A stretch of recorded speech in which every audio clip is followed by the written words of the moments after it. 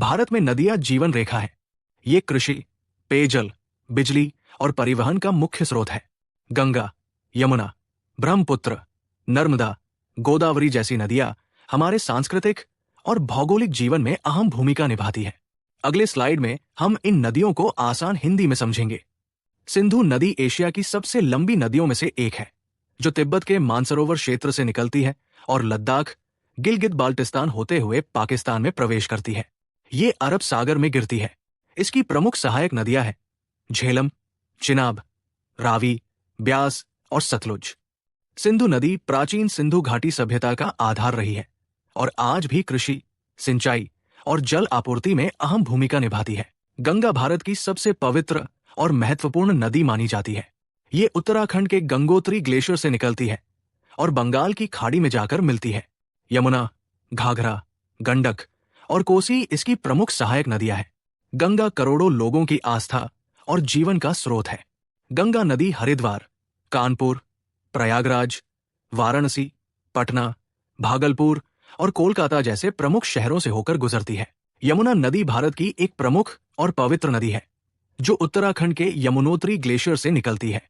ये दिल्ली, मथुरा और आगरा जैसे ऐतिहासिक शहरों से होकर बहती है।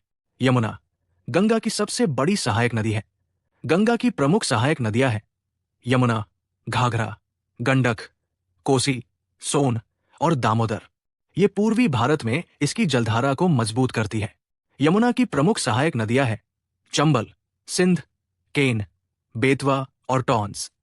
ये सभी पश्चिम भारत से आकर यमुना में मिलती है, जिससे इसकी प्रवाह क्षमता बढ़ती है।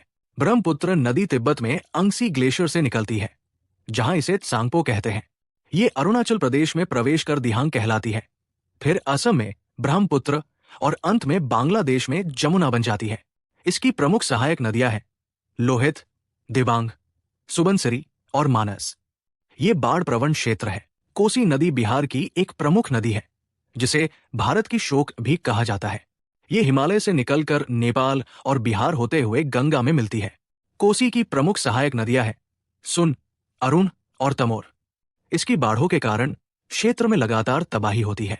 नर्मदा नदी मध्य भारत की एक महत्वपूर्ण नदी है, जो सतपुड़ा पर्वत के अमरकंटक क्षेत्र से निकलती है। ये पश्चिम की ओर बहते हुए मध्य प्रदेश और गुजरात से होती हुई खंभात की खाड़ी में मिलती है। नर्मदा की प्रमुख सहायक नदियां हैं ताप्ती, माही और छोटा महदेश्वर। महानदी भारत की एक प्रमुख नदी है, जो छत्तीसगढ़ राज्य के छत्तीसगढ़ी पठार से निकलकर ओडिशा होते हुए बंगाल की खाड़ी में मिलती है। ये नदी ओडिशा की प्रमुख जलस्रोत है और इसकी सहायक नदियां हैं आईबी, स्योनाथ और हैस्डियो। महानदी का जल आपूर्ति और सिंचाई में महत्वपूर्ण योगदान है। कावेरी नदी दक्षिण भारत की एक महत्वपूर्ण नदी है, जो कर्नाटक राज्य के कोडागु जिले में निकलती है। ये तमिलनाडु से होते हुए बंगाल की खाड़ी में मिलती है। कावेरी की प्रमुख सहायक नदियां हैं रामंदी, अध्यार और वैया। ये नदी कृषि और जल आपूर्ति के लिए अत्यधिक महत्वपूर्ण है। कृष्णा नदी भारत की एक प्रमुख नदी है, जो महाराष्ट्र के भीमाशंकर क्षेत्र से निकलती है।